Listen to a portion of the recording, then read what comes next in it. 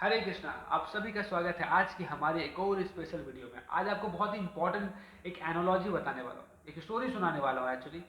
But अगर आप इस स्टोरी को अच्छे से समझ जाते हो तो बिलीव मी, बहुत ही कुछ सीखने वाले हो। ये कहानी आपको बताएगी रियल हैप्पीनेस कहाँ से मिलेगी, एग्जैक्टली हम जिस हैप्पीनेस के पीछे भागते हैं उसके साथ क्या इश्यू है। तो चलिए ज़्यादा समय ना लेते हुए आपको कहानी सुनाता हूँ। कहानी एक लड़के की है जिसका नाम है सुभाष। जंगल में अकेला मजे से घूम रहा था।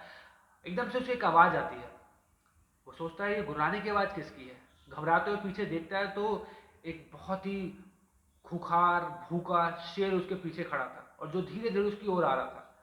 सुभाष को कुछ समझ में नहीं आया, वो जंगल में भागने लगा। शेर भी उसके पीछे भागने लगा। सुभाष ने देखा कि एक बड़ा सा पहाड़ उसके सामने है और उसने सोचा इसके ऊपर चढ़ जाता हूँ, क्या पता शेर इसके पीछे वहां ना आए।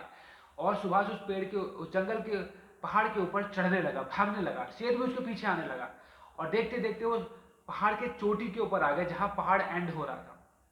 उसे लगता था शेर उसके पीछे नहीं आएगा, पर वो पीछे मुड़ के देखता तो शेर अभी भी उसके पास आ रहा था। उसे समझ नहीं आया।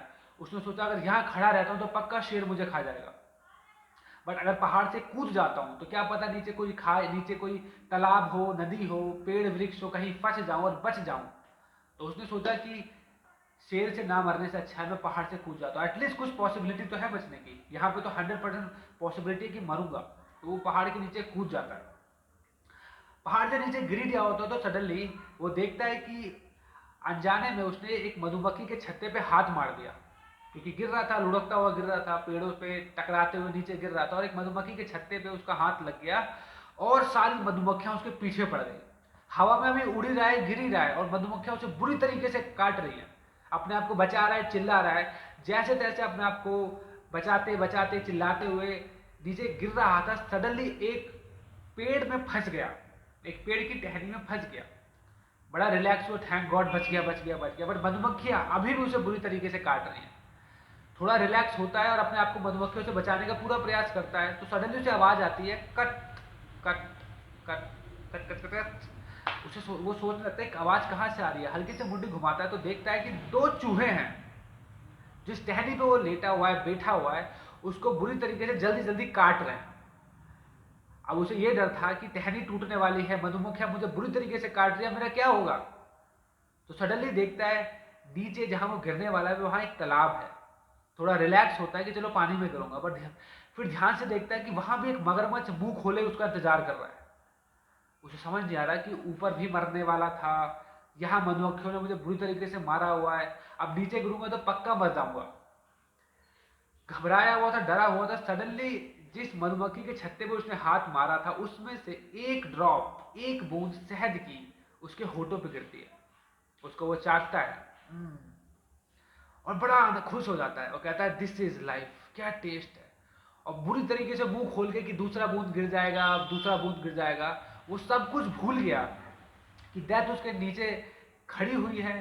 कभी भी उसकी डाली टूट सकती है, बुरी तरीके से मधुमक्खियां काट रही है, कर्मा उसका शेर उसके ऊपर खड़ा हुआ है, कभी भी वो मर सकता है, बुरा हालात है। बट वो तो ख्यालों में खोया हुआ है अपने। एक बूंद जो ड्रॉप शहद उसके होठों पे गिरा था उसके टेस्ट में ऐसा खोया है कि उसके अलावा उसको कुछ सूझ ही नहीं रहा। कहानी यही समाप्त होती है। इस कहानी का हर एक कैरेक्टर आपको कुछ ना कुछ बताता है। हर एक कैरेक्टर कुछ ना कुछ रिप्रेजेंट करता है।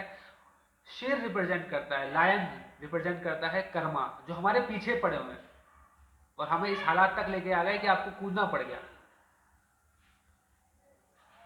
जिस टहनी पे आप गिरते हो वो टहनी है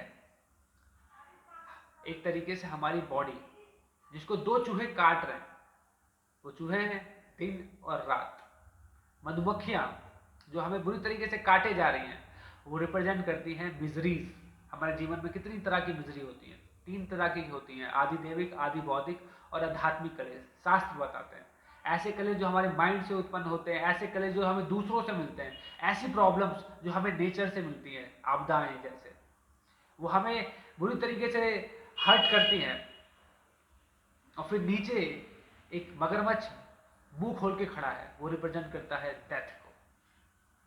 तो इतना कुछ सफरिंग है, इतना दिक्कत है, बट सडनली एक ड्रॉप ऑफ हनी हमारे मुंह में गिरते, वो हनी, वो टेस्ट रिप्रेजेंट करता है संसार का प्लेजर, सेक्स प्लेजर एंड और इसी तरीके के।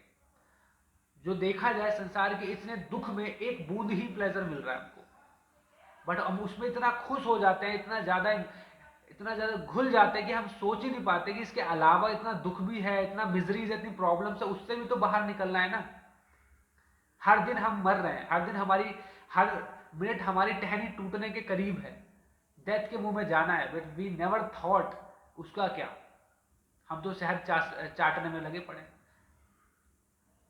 हम नहीं सोचते कि इतना ऑब्स्टिकल से बाहर कैसे निकले। अगर शेर मार देगा दोबारा तो मर जाऊंगा, फिर दोबारा संसार मारना पड़ेगा, फिर कोई शेर रूपी कर्मा हमारे पीछे लगेगा, फिर ये 3 मिजरीज हमारे ऊपर आएंगी, फिर चूहे हमारी टहनी को काटेंगे। हम कभी सोचते ही नहीं है। हम तो बस इसी में पड़े हुए हैं कि भाई हनी जो एक बूंद रस टपका है उसका टेस्ट चाटने में लगे पड़े हैं। थोड़ा सा सुख मिल जाता है उसी को पीछे भागते रहते हैं और ज्यादा दुख लेते रहते हैं, राइट। ऐसा होता है, आप ऑब्जर्व कीजिए, देखिए दुनिया को। इसलिए हर व्यक्ति से कुछ और, भाई कैसा है, बढ़िया हूँ, दोबारा कुछ और कैसा है, क्या बताऊं बहुत दुखी हूँ, लोग ऐसा बोलते हैं। तो भगवत गीता में भगवान कृष्ण बताते हैं सोल्यूशन क्या है।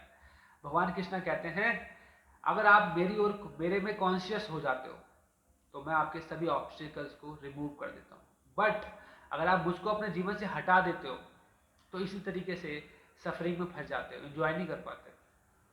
तो रियल एंजॉयमेंट तभी है जब हम कृष्णा के साथ है, भगवान के साथ होते हैं। अदरवाइज भगवान को हटा के इंसान को कभी सुख नहीं मिला, हमेशा दुख ही मिला है। और हम देख ही सकते हैं हमारी मानव सिविलाइजेशन गॉडलेस सिविलाइजेशन बनती जा रही है और किस डायरेक्शन में जाती जा रही है। सो आई होप आज का जो मैं टॉपिक बताना चाह रहा था आपको कि what happen when we remove God from our life, हम देख सकते हैं कैसा हो जाता है। मधुमक्खियां काटती रहती हैं, शेर पीछे पड़ जाता है, मगरमच्छ खाने के लिए चूहे रेडी बैठा हुआ, चूहे हमारी टहनी काटने में लगे हुए हैं, और हमको एक बूंद रस मिल जाता है, हम उसी में सेटिस्फाइड रहते हैं। जितनी मेहनत करते हैं उसके हिसाब से हमें फल भी नहीं मिलता, बट हमें फर्क भी नहीं पड़ता। ऐसी स्थिति है। भगवान को हटा दो और भगवान को जिंदगी में ला दोगे, then you will get real happiness. This is, और वो क्या है, spiritual happiness. So I hope आपको वीडियो पसंद आई होगी। पसंद आई है तो प्लीज़ ज़्यादा से ज़्यादा लोगों को शेयर कीजिएगा, वीडियो में कमेंट कीजिएगा, जरूर कीजिएगा क्या चीज़ अच्छी लगी वीडियो की, और चैनल सब्सक्राइब कीजिएगा। Thank you so much. Hare Krishna.